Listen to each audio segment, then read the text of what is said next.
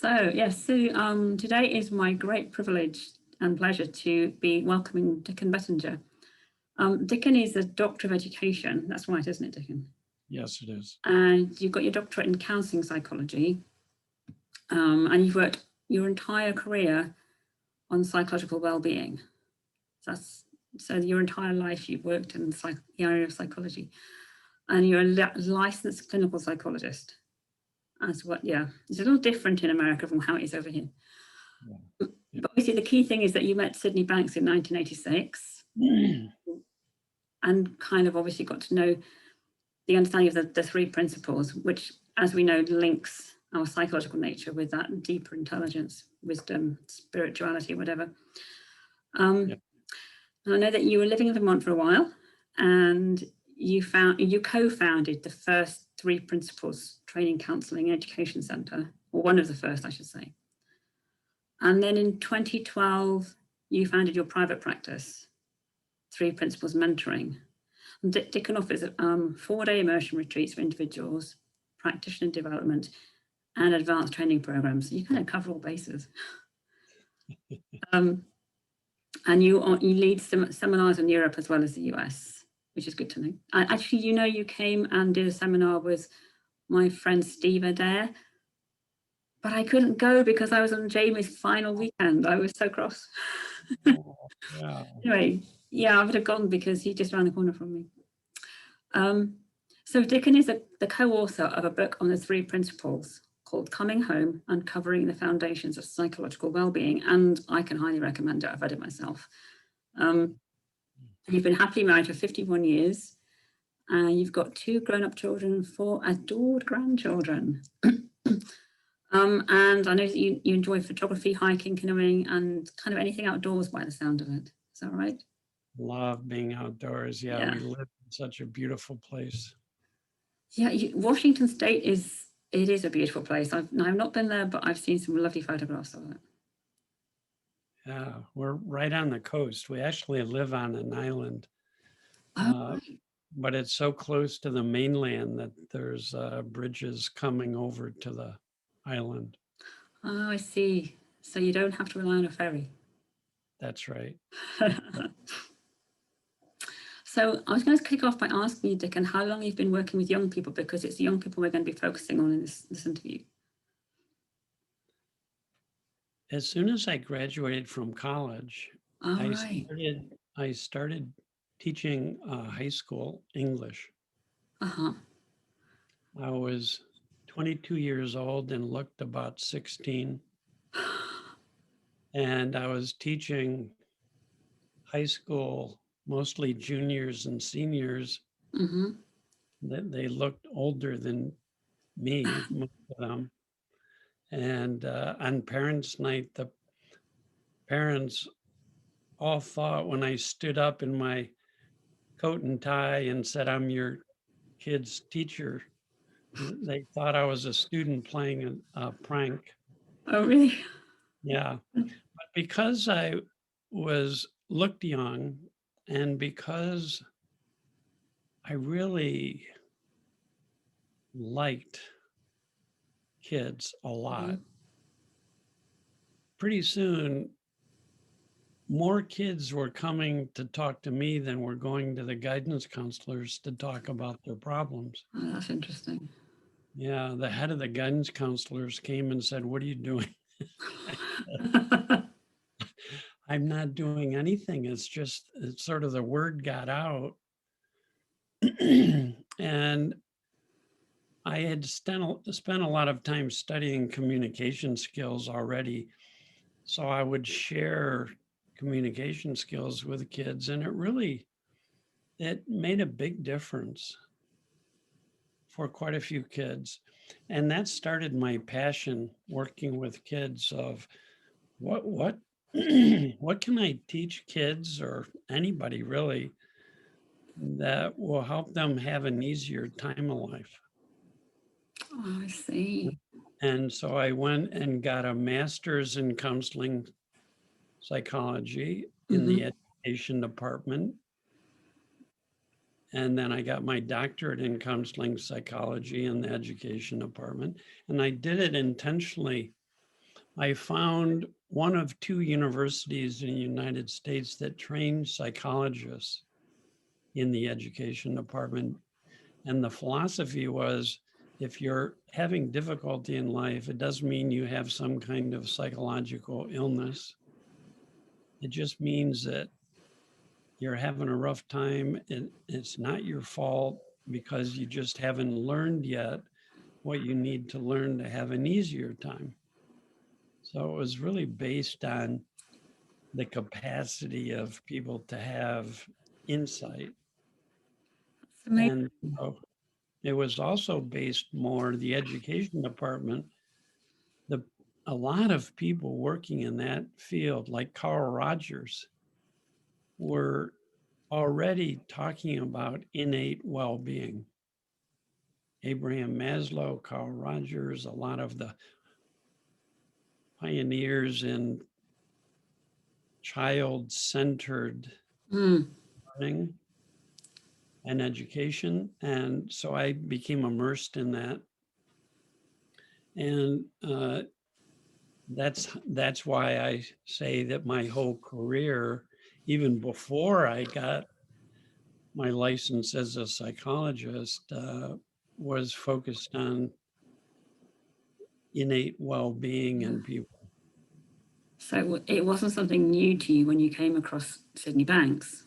It wasn't at all new. I had been studying well-being, and a lot of the spiritual traditions were talking about innate well-being. A lot of religions talk about innate well-being. And so I would read, I'd go into a bookstore and I would have read every book in the psychology section and every book in the spirituality section. And I was meditating 4 hours a day, and I was working on my dreams every day and doing affirmations and work on capturing my thought content and reframing it, and journals and unstructured journals, and reading 3 self-development books, all in the attempt to learn as much as I can about what can I teach people and share with people that will help them access more fully their well-being and live from it. So clearly, when you came across SID, it's a slightly different approach, isn't it? Because it's a lot less doing stuff. It was completely different because the fundamental assumption about human beings was different. The assumption of the field of psychology was that we had to work hard to develop our well-being because it wasn't innate. Yeah. And Sid Banks was in line with people for centuries who had been saying everybody has well-being. And what Sid made clear, he talked about 3 universally true forces that govern human behavior. He called them principles, meaning the most foundational aspect of human beings is that we live in the experience of thought, and that there's a force or power that's continually, constantly generating mental activity that immediately turns into a felt experience. Yeah. And that beneath and behind all of our thinking, there's this vast field of awareness. And when people drop into that field of awareness and fall out of their thinking, they become fully present, or they start living in the present moment or in the now. Yeah. Sid called that pure consciousness. And then we're connected, this field of energy that we're connected to has built into it an intelligence that knows how to create and operate what's created. And he said, these are universal, fundamental characteristics that create every bit of human experience. So it can help anyone begin to have a more fundamental and fundamentally accurate understanding of how human beings operate. And as I discovered very quickly, Sorrel, is you can share this with a 4-year-old. I was just thinking that.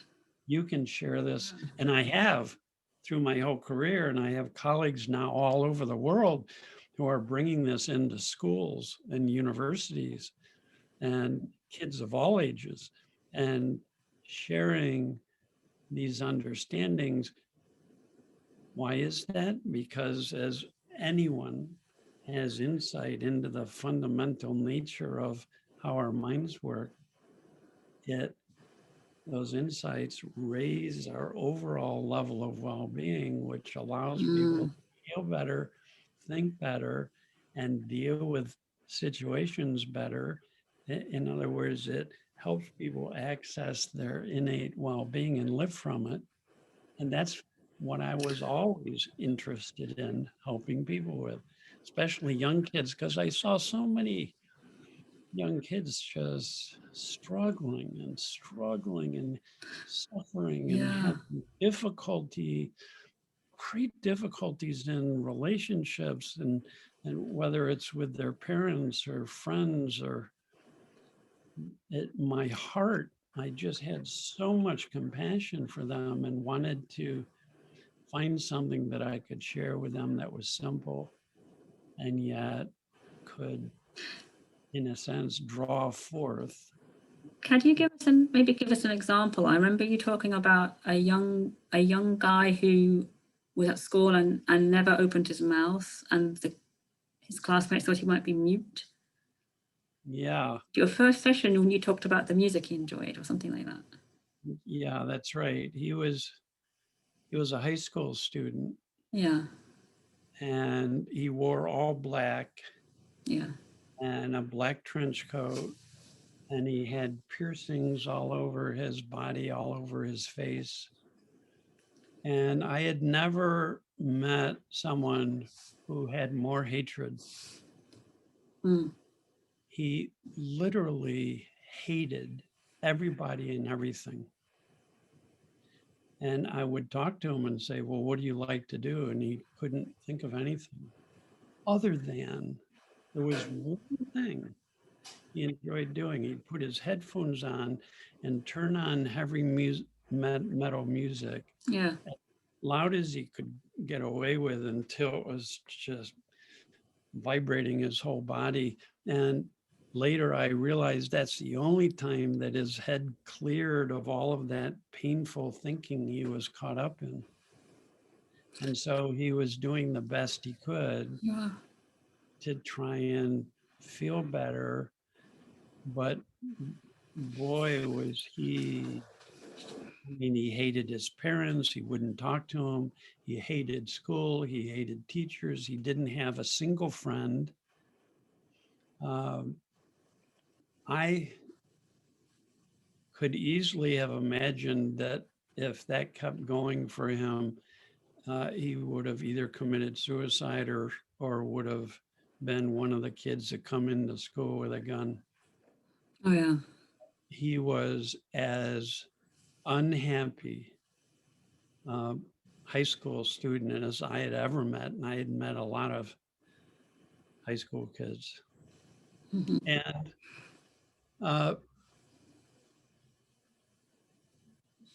because I knew at core he was perfectly healthy. Yeah. And that his only difficulty was he was always caught up in his thinking, and it was very negative thinking. And he thought all of his worst negative thoughts were truth. So he thought no one loved him, and he believed that thought. He thought he was unlovable. He thought the world was against him. He thought nobody cared about him. He thought that because he had thoughts of hatred, that they were all true because he felt them so strongly. So, Sorrel, what I love about these principles, that we all think we're all aware beings and we're all connected to a deeper intelligence, a deeper wisdom that, left to its own devices, moves us toward well-being Yeah. as our nature. So I saw him as a healthy kid who was just completely consumed in his thinking, feeling horrible, and thinking his feelings were created by the world rather than by his own thinking, because no one had ever told him that. So at first, I just got to know him. And we talked about heavy metal music a lot. And it certainly isn't my favorite kind of music, but I could see it was the one thing we could find that he actually liked to do. So he'd come home from school. He wouldn't do any homework. He was failing every subject. He hoped they would kick him out of school. He just couldn't wait until they would do that because he didn't care. And he would come home and he wouldn't talk to his parents. He'd go to his room and listen to heavy metal music all night. And the words he was listening to were also extremely negative. So that was his life. Yeah. So I start talking to him about, you're no different than me or anybody else. You're not damaged or hurt inside. You just get caught up in all this negative thinking and live in those feelings and innocently think the feelings come from people and situations. Yeah. And so I have no idea why he came back after the first session, but what I've learned a lot, kids and people can tell if you see them as healthy or if you see them as damaged. Of course. They can tell. They can, can't I they? swear they can walk into the room and know whether you like them fundamentally or you're judging them as deficient people. Now, that's not to make light of kids suffering. It's dreadful. It's hellish to live in negative thought and think it's true and feel like it's being done to you by the world, so you feel like you're a victim. Yeah. So he kept coming back, and one day he comes in and said, I was walking to school and I realized I was actually feeling pretty good. I had been listening to music in the morning, and then I started thinking about school and I got bummed out immediately. And he said, for the first time, I realized the more I thought about it, the worse I felt. And it was the very first time he saw himself as thinking up his feelings, the very first time. And that awareness is an insight. Of course. So he walked into school for the first time with a head free and clear, and he was present. And he goes to his first period class, and I remember it because it was English, and I was an English teacher. Sure, of course. You have to understand, he sat in the last row. He had his head down the whole time. He never participated. So kids thought he couldn't speak. Yeah. And he's present. And when people are present, their well-being starts bringing feelings that are uplifting, and it starts bringing new and fresh thoughts. So they're discussing a book and he hadn't read it, but something occurred to him to say, so he raised his hand. Now, the first time this ever happened, then the teacher, bless her heart, stumbled over herself to say, you, she had forgotten his name, you. And he spoke, and then he got into it, and he talked a number of times in the class. And after the class, one of the other kids in the class came up and said, you lost me a lot of money. Said, well, we had all taken bets that you were mute and couldn't talk, but none of us had ever heard you talk. he said, do you want to have lunch with us? Now you have to understand, he ate by himself the whole time he was in school. And it surprised him because when people are present, they get new and fresh thinking, and it surprised him. And he said, yes.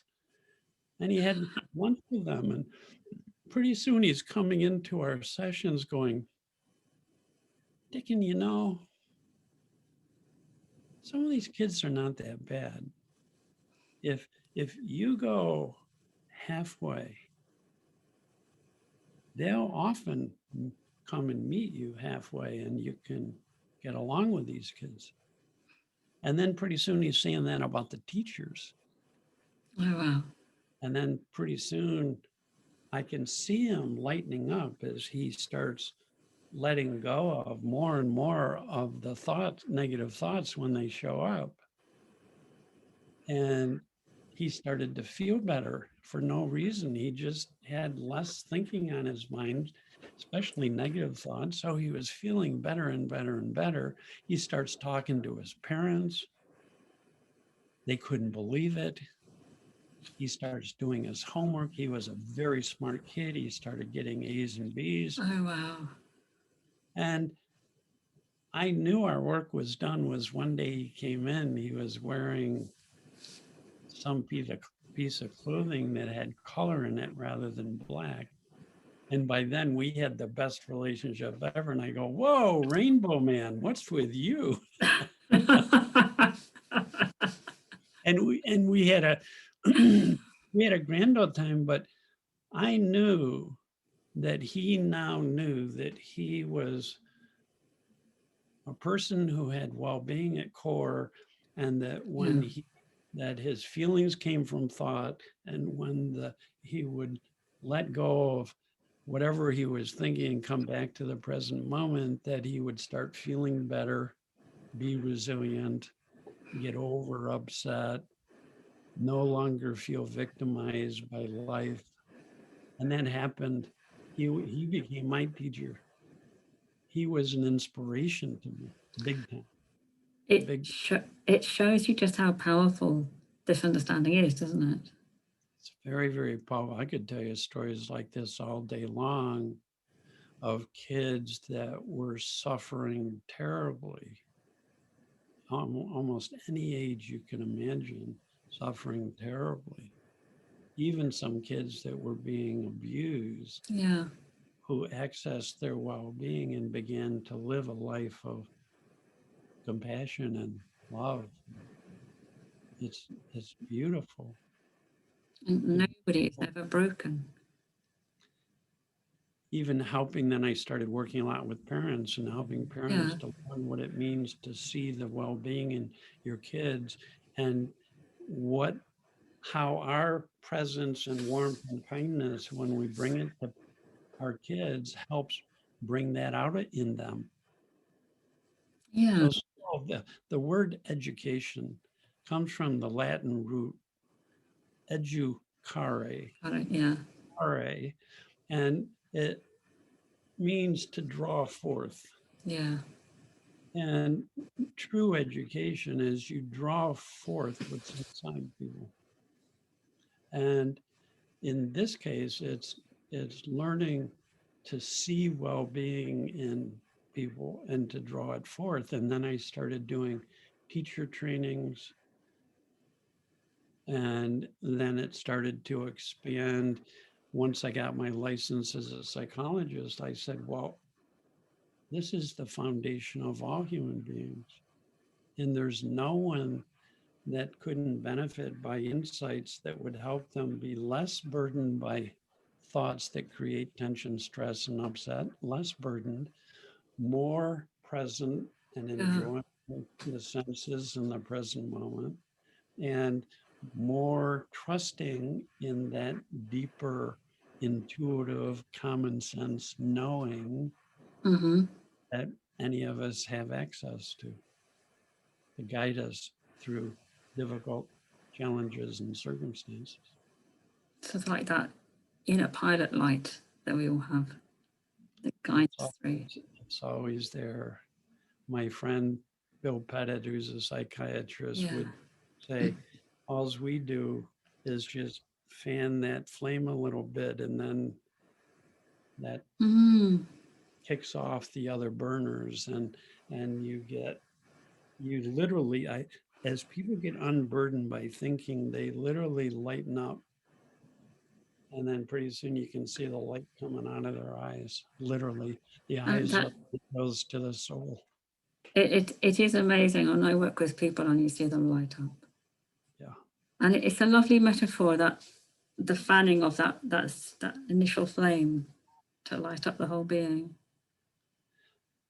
You know, light has been used as a metaphor for innate well-being for centuries.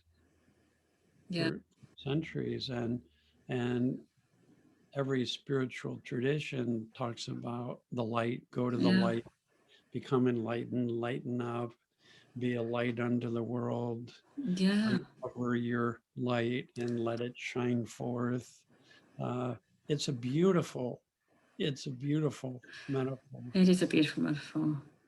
Yeah, it's interesting. I was talking to somebody I don't really know very well today, and she was talking about her concept of us, each of us containing a little piece of God, which is like a light.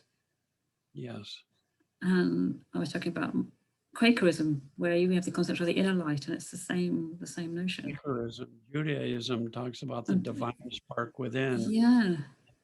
And in Hasidic teaching, they talk about fanning that inner light into into flames, and then dance in this divine fire of light. And it's a absolutely beautiful metaphor and distinction for having innate light, innate goodness, innate love that's covered over when we get caught up in our personal thinking, our ideas, our concepts about life. And that the observation is very simple, is that when people are not holding a single thought in mind, they don't become dumb or passive, they become fully present. Yes. Fully present, like we do when we're with our best friends often, or in beautiful nature, or playing sports, or doing whatever we love to do. We enjoy it because we're not caught up in our thinking. And so it's a isn't it? To understand that no one can think their way to happiness. And yet, when I look at the vast majority of adults, when they're feeling tension, stress, or upset, they're doing more thinking. Yeah. Which complicates and keeps that feeling in place. And that as you understand how thought creates experience, you begin to do less and less thinking when you're feeling tension, stress, or upset. And then it naturally falls away or slows. And then we're built to come back up again as we fill with these deeper feelings of well-being. Yeah. The term well-being is a metaphor. Of course it is. The well of being, right? And the living waters, and we can feel very dry and arid, anxious and depressed in our life. And as we drop out of that thinking and metaphorically quiet down and relax into ourselves as we are, we discover this water, living water that refreshes us. And it never runs dry, does it? And it never runs dry. It's always there in everybody. I wanted to ask you a couple of things. I mean, we've gone through most of the things on my list of questions, actually, which is great. I wanted to ask you about is there anything specific that you say to parents of teenagers or younger children who are concerned about their children's mental health?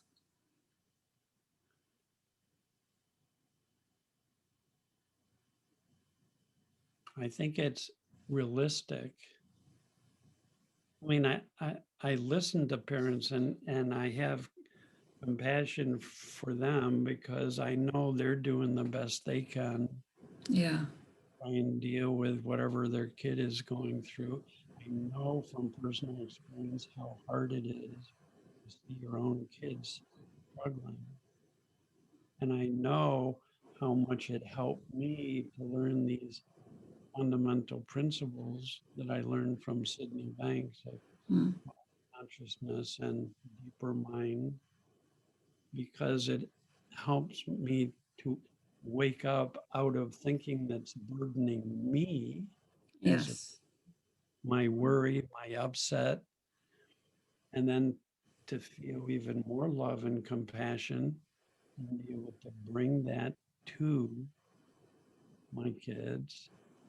And so when I talk to parents, I remind them of what I think everybody knows in their heart of hearts, that underneath all the thinking your son or daughter is caught up in, when that clears away, their natural well-being emerges. And I'll bet at times you even see that. Yeah. And so let's talk about that. And then let's talk about what can we do as parents to help draw forth the well-being that's always there and what doesn't help. I had 13 parents call me up and they were in a complete panic. Mm-hmm. And their 13-year-old daughter had run away and they'd called everywhere and called the police and called all her friends and they couldn't find her. And this Right. was going on for days, and understandably they were really concerned. And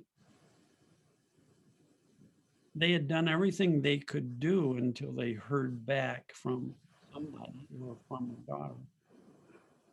And I said to them, because they were asking me to help them deal with this. They were Mm-hmm. going. So I asked them to drive down, and I met them on a Saturday at my office, and and I started talking to them after I had listened to their whole story and what they had tried and what their relationship was like. And, as she became a teenager, she started saying, "You're not the boss of me and I can do what I want." And she'd Yeah. start out late and come in and they knew she had been drinking and so they got more and more angry with her. So pretty soon it was like every time she came in the house, they'd be yelling in an angry way at her.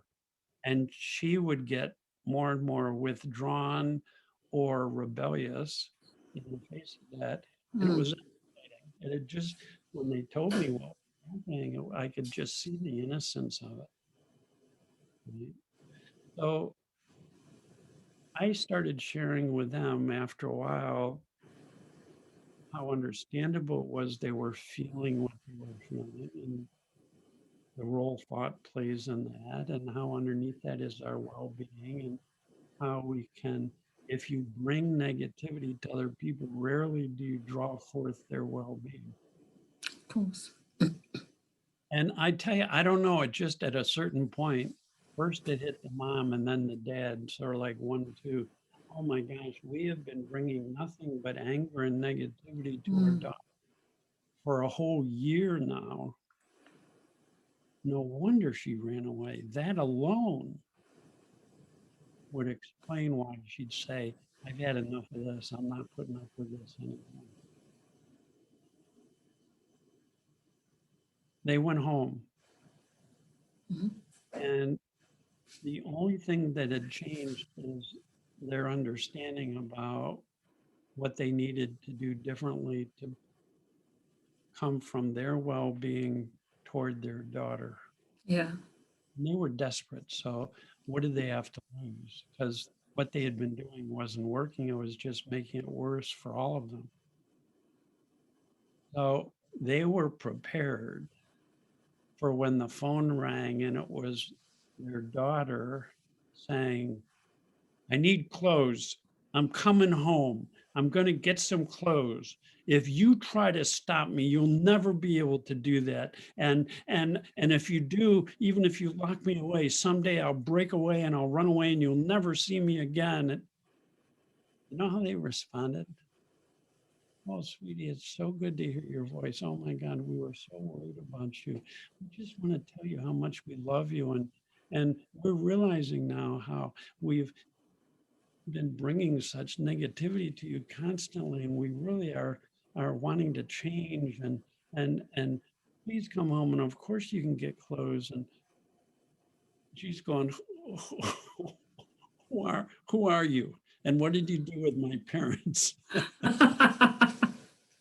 And came home, and they were so kind and warm, and they said, listen, we can understand why you feel the way you do. We really primarily are concerned about, we want to know that you're safe. Yeah. So she did. She told them what friend she was going to go and stay with. And they said, okay, we're going to call her parents just to make sure so we can feel safe, sweetie. And the daughter started calling them more often, finding out that they had genuinely changed and were much more loving and caring. And pretty soon she started coming home, and she would spend more and more time and started talking to them and doing stuff with them because they were listening, they were present, they were loving, they were compassionate, they had more humility and were apologizing for what they had done that played into all of this. And then pretty soon the daughter moved back home. And then the daughter is saying, I can't believe you guys. You're totally different parents. What happened? They said, well, we talked to this guy. He said, who is he? And he said, well, he's a psychologist who lives in another state. He said, can I talk to him? Calls me up, says, who are you? And what did you do to my parents? So she was genuinely curious. So I told her. Why they changed and what they learned, and she got so interested that started talking to me. We had about 4 phone calls sessions. Yeah. And she picked up on this very, very quickly. And pretty soon in our last call, she says, not only did we get past all of our conflicts, we've been able to talk and work out things and work together to create new rules and how things can work. And we work together to work that out. She says, it's way better than it was before all of the conflicts even started. I just never knew it could be something. That's a fabulous story.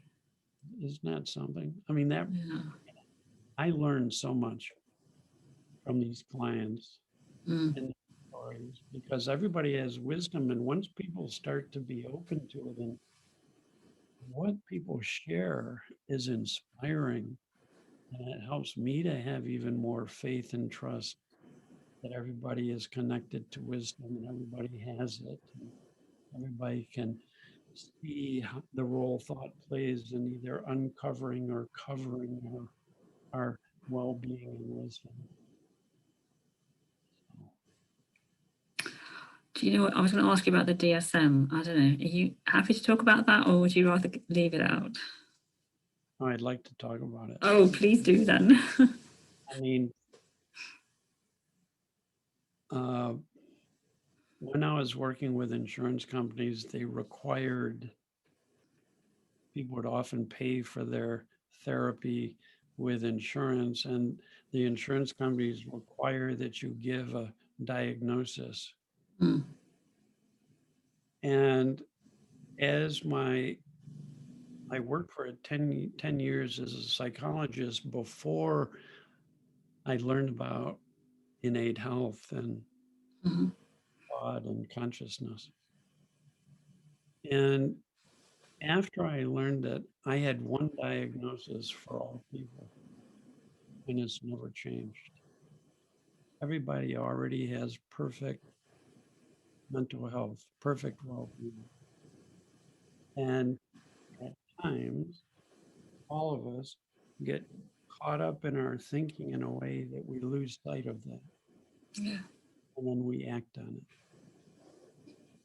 But we can wake up to how that works and live a healthy life. Yeah.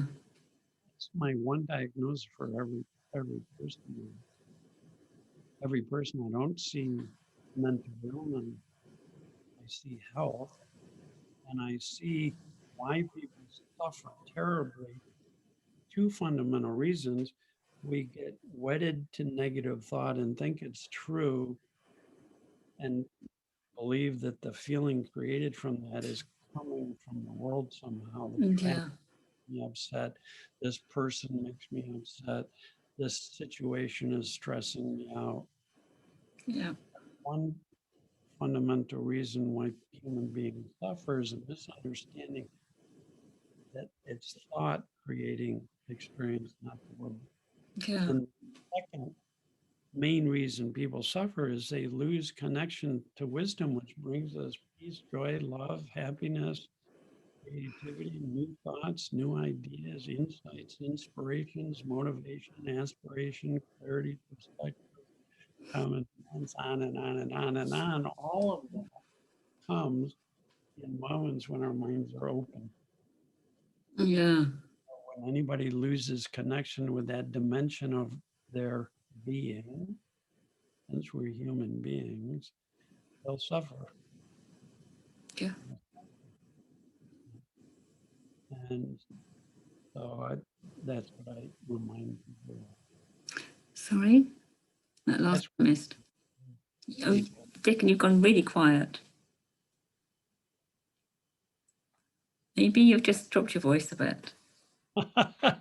That's fine now. I can hear you quite clearly again. What was the last thing you said? It could be our internet. Okay. I forget what I was saying, but you were talking about innate well-being and all the things it brings.